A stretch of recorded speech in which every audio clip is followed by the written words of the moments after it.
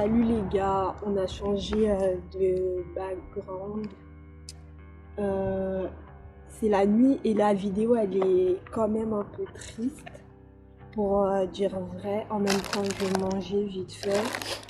Je vais faire cette vidéo.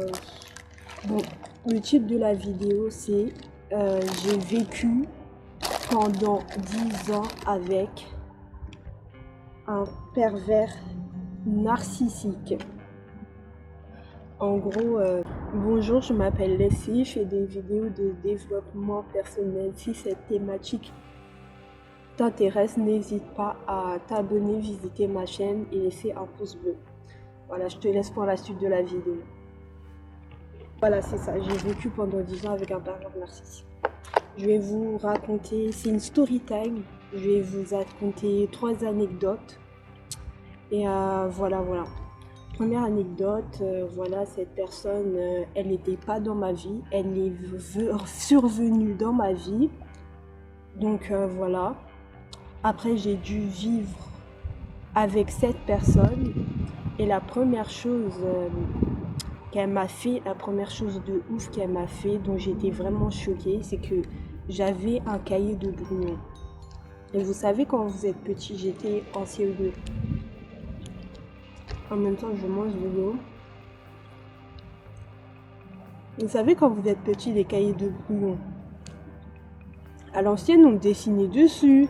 Parfois même, on arrachait des feuilles pour faire des dessins et tout. Donc moi, c'est ce que je faisais dans mon cahier de brouillon. Et en fait, dans ce cahier de brouillon, j'étais aussi à l'aide de devoirs.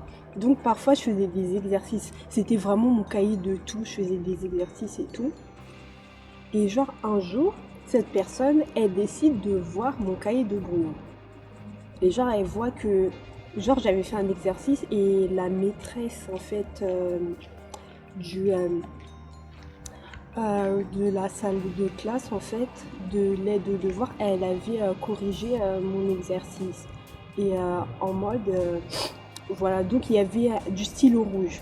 Et cette personne, je sais pas, elle a cru que dans mon cahier de brouillon, en fait, il y avait, genre, j'arrachais les feuilles de mon cahier de brouillon parce que je voulais cacher les autres exercices mal faits que j'avais fait. Alors que quand j'avais 8 ans à cet âge, à cette période-là.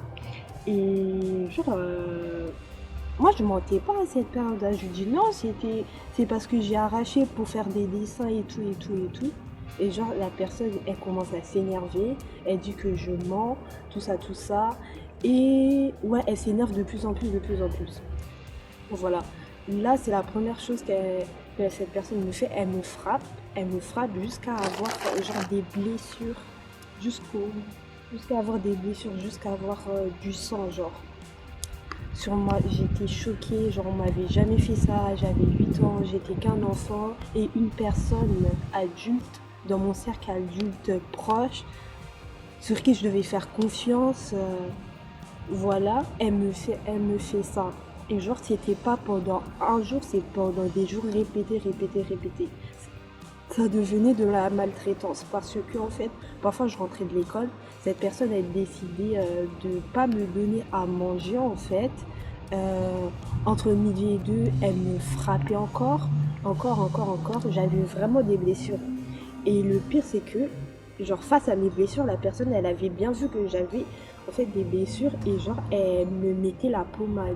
Et c'était hyper malsain parce qu'elle me mettait la pommade, elle me disait t'as vu ce que t'as et tout, c'est parce que t'as fait des bêtises et tout, je sais pas quoi. Après elle a commencé à me dire ouais excuse-moi, tu m'excuses, je voulais pas te faire du mal, je sais pas quoi.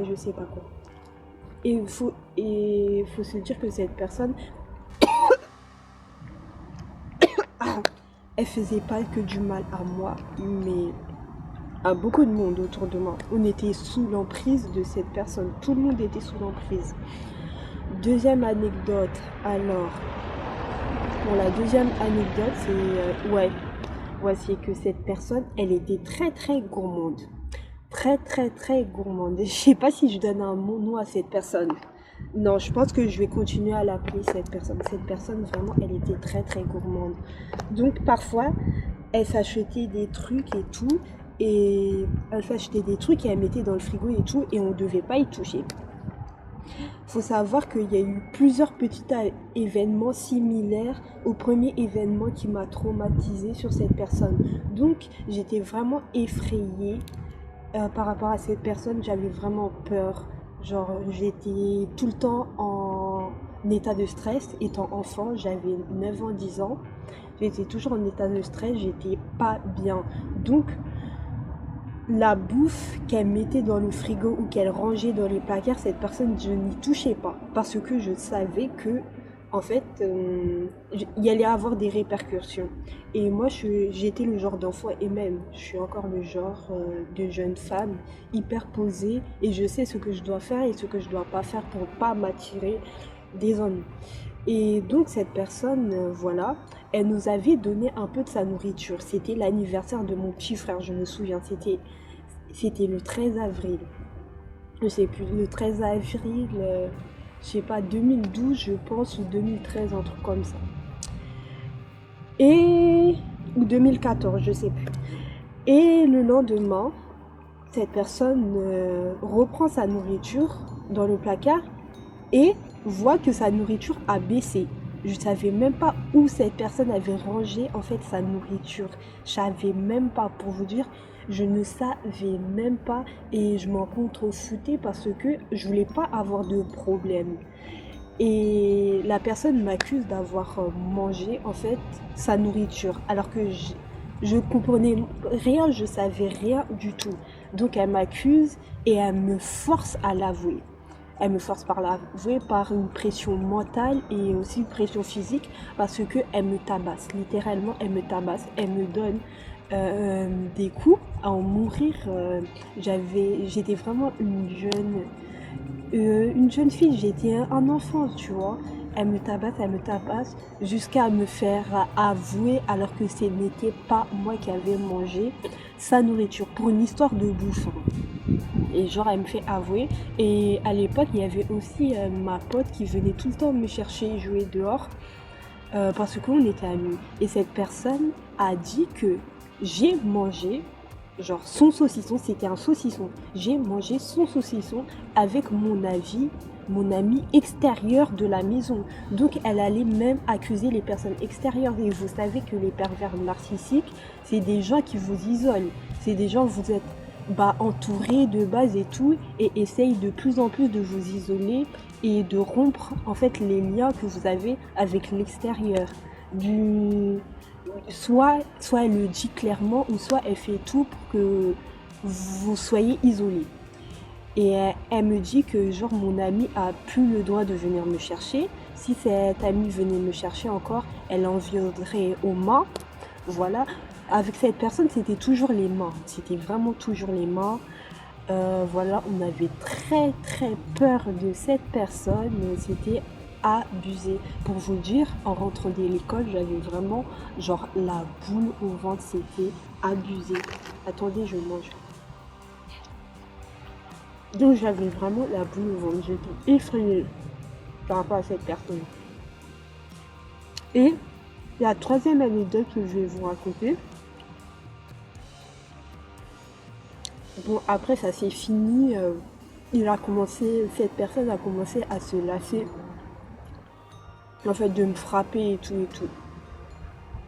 Cette personne aussi savait où toucher, où étaient mes points faibles.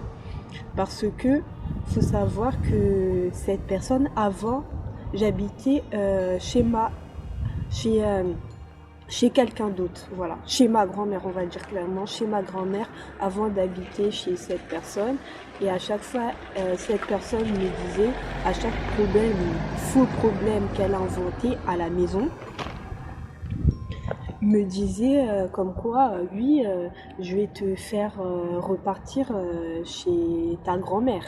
Et elle me disait clairement, yeux dans les yeux, ouais, ta grand-mère, c'est une sorcière. Comment tu peux dire à un enfant, une personne qui s'est occupée d'elle, une personne qu'elle aime et tout, si c'est pas pour la briser, comment tu peux dire ça, que cette personne, en fait, maintenant, c'est une sorcière? C'était vraiment ça le délire. Bon, pour la troisième anecdote, Je me souviens, j'étais au collège. J'étais même en sixième. Euh, cette personne, donc voilà, j'étais en sixième. Et il faut se dire que cette personne disait que, en fait, j'aimais pas ma petite sœur. Ma petite sœur qui vient après moi. Avec ma petite sœur qui vient après moi, genre, voilà, elle disait que je l'aimais pas et que je la maltraitais, voilà. Donc, cette personne prenait ça pour caution, alors que je maltraitais jamais ma petite sœur, hein, je maltraitais pas ma petite sœur, prenait ça comme caution pour dire, en fait, tu maltraites ta petite sœur, donc en fait, cette personne prenait ça comme, comment dire, comme point en fait qui fait que elle peut en fait m'accuser aussi en retour et m'harceler et me maltraiter en retour parce que d'après lui je maltraitais ma petite sœur. Voilà. Après, il y avait un jour, je donnais à manger à ma petite sœur, c'était encore un bébé, elle était encore petite, et en fait, j'essayais de lui donner à manger, et ma petite sœur, bah, comme un bébé, genre, elle prend, j'ai la cuillère en main, et elle tape sur la cuillère. Donc, il y a, il y avait de la nourriture sur la cuillère, donc la cuillère, elle tombe, ainsi que la cuillère, et ça se passe devant la personne, le pervers narcissique.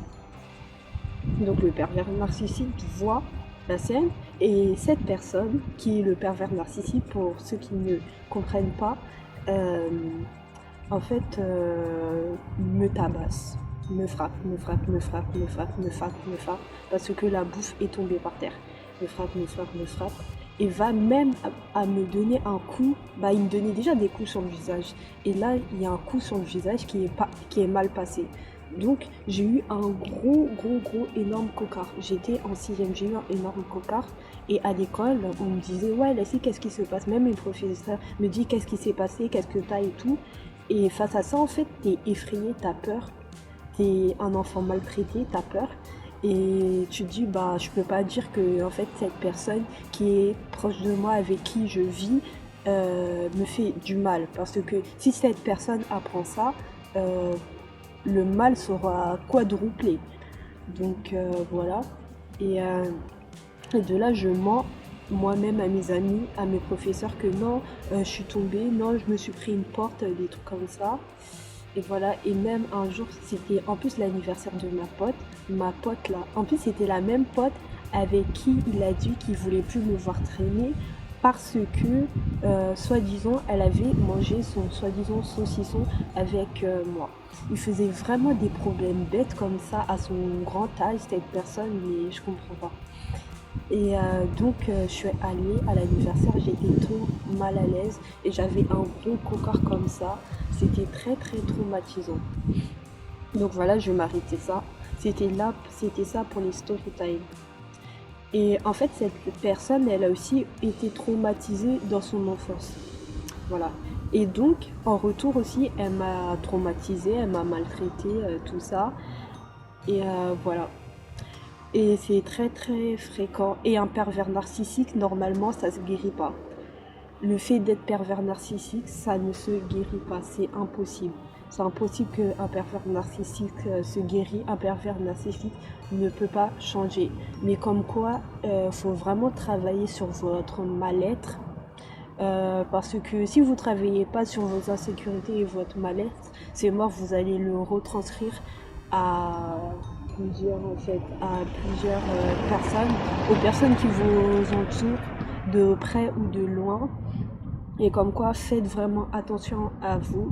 Des pervers narcissiques, il y en a partout. Et le mal est vraiment à côté, franchement. Cette personne, je vivais avec lui, je dormais avec lui, il était H24 avec moi, et cela pendant 10 ans non-stop. J'ai vécu un cauchemar, je n'ai pas eu d'enfance. J'avais très peur. J'avais même